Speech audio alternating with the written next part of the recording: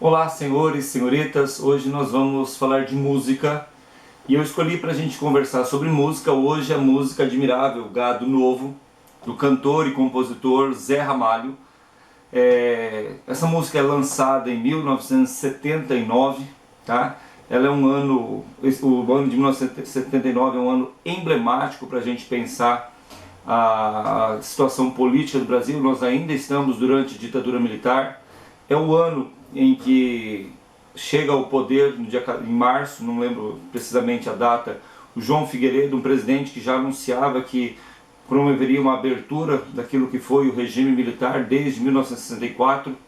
É o ano também que nós temos me foge o nome dela, Eunice Micheles, sendo eleita a primeira mulher congressista brasileira, tá? É um ano que tem uma mobilização grande dos jornais em nome da liberdade de imprensa, tá? E é o ano que nós temos assinada, já pelo João Figueiredo, a lei de anistia. Ou seja, a gente começa a ter uma abertura política novamente, tá? Há muitos questionamentos sobre a lei de anistia, mas é esse o cenário que nós temos. O Zé Ramalho lança uma música, ela é uma releitura de uma famosa obra admirável, Mundo Novo, tá? Do Aldous Huxley. E quando ele faz essa releitura, ele coloca a primeira estrofe, que é essa que eu quero conversar com vocês, uma releitura bem bacana da filosofia de Marx. Por quê? A música começa falando assim: vocês que fazem parte dessa massa que passa nos projetos do futuro. A primeira coisa que a gente tem aqui é uma ideia de manipulação, de alienação, aquilo que o Marx chama de massa, aquilo que a filosofia depois vai entabular como massa, aquela massa uniforme, homogênea, que pensa igual, senso comum puro, tá? Então quando a gente fala de massa aqui, pensa na ideia de massa, para ficar bem fácil você associar, massa de bolo, massa de pão, tá? Massa de concreto. Massa boa é massa homogênea. Imagina você morder um bolo, o exemplo eu gosto de dar porque você consegue mensurar isso. Imagina você mordendo um bolo, encontrando um bloco de farinha, um ovo ali que não foi misturado. Ou seja, a massa não é boa. Massa boa é massa homogênea. Era isso que ele pensava em termos de crítica à sociedade brasileira. Nós estávamos vivendo uma sociedade moldada para ser massa. Vocês que passam, e ele faz o apelo, vocês que fazem parte dessa massa, que passa nos projetos do futuro, ou seja, que o nosso cenário político joga sobre vocês uma responsabilidade de futuro. E aí começa as críticas de teor marxista, melhor que marxista, e depois numa outra ocasião ele fala sobre isso, de teor marxiano, de Marx, tá? Por que eu digo marxiano? Porque a gente vai ter uma série de releituras de Marx aí que não são apropriadas, tá? Então, de teor marxiano, tá? É duro tanto ter que caminhar e dar muito mais do que receber. Está estampada nessa frase a ideia de mais-valia. Ou seja, o empregado que vai lá, trabalha dobrado, trabalha o dia inteiro, e o que ele produz tem que dar uma margem de lucro para o seu patrão. Então quando ele fala é duro tanto ter que caminhar e dar muito mais do que receber, é que todo trabalhador ele só é bom se ele produz mais do que ele recebe. O que é esse mais do que ele recebe?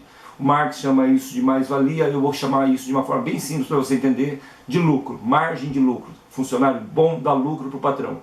Funcionário que não dá lucro, ele é demitido. E eu coloco o outro, talvez mais em conta no lugar. Tá? Então quando ele fala lá, é duro tanto ter que caminhar e dar muito mais do que receber, é justamente porque ele está falando de uma realidade muito característica do cenário trabalhista brasileiro, em que o trabalhador ele consegue produzir mais do que ele recebe. Ou melhor, ele recebe muito menos do que ele produz, se você quiser falar de uma realidade mais crua. Tá? E aí ele continua essa alusão falando o seguinte, e estou com a letra da música para facilitar, tá? E ter que demonstrar sua coragem à margem do que possa parecer e ver que toda essa engrenagem já sente a ferrugem de comer. Olha outra abordagem bem marxiana aqui, a ideia de que e ter que demonstrar sua coragem à margem do que possa parecer. Observa como o cenário do trabalhador brasileiro ele é cruel. Você está contratado, a pergunta que eu faço é, você pode não oferecer tudo que você tem para o seu empregador, tendo uma fila de espera? Essa fila de espera o Marx chama de exército de reserva, exército industrial, para ser o termo mais preciso, de reserva. Ela é oportuna para o empregador, ela é extremamente oportuna, ela é extremamente necessária. Por quê? Porque na visão do empregador, quando eu tenho fila de espera, eu exploro do meu funcionário até o que ele não tem para dar. Então olha só como que o Zé Ramalho constrói isso numa frase. Ele fala assim: e ter que demonstrar sua coragem à margem do que possa aparecer. Ou seja, não importa a vida do funcionário. Quando eu o contrato, eu quero que ele dê tudo ali. Que ele dê o sangue, que ele dê a vida, que ele possa sair dali me deixando satisfeito. Quer ver um exemplo bem emblemático para você pensar nisso? Imagina quando você entra numa companhia aérea para viajar. Você entra para viajar e está lá a aeromoça sorrindo para você.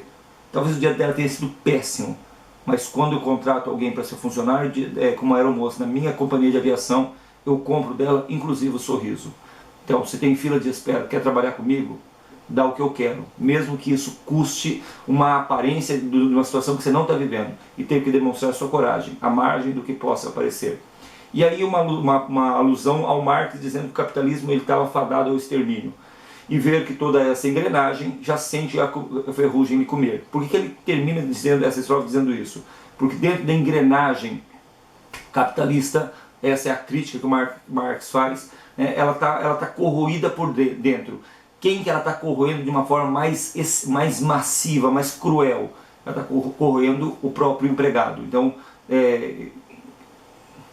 e ver que toda essa engrenagem já sente a ferrugem lhe comer, é que quando essa estrutura capitalista está em colapso, a primeira parte será afetada, tenha certeza, vai ser o próprio trabalhador.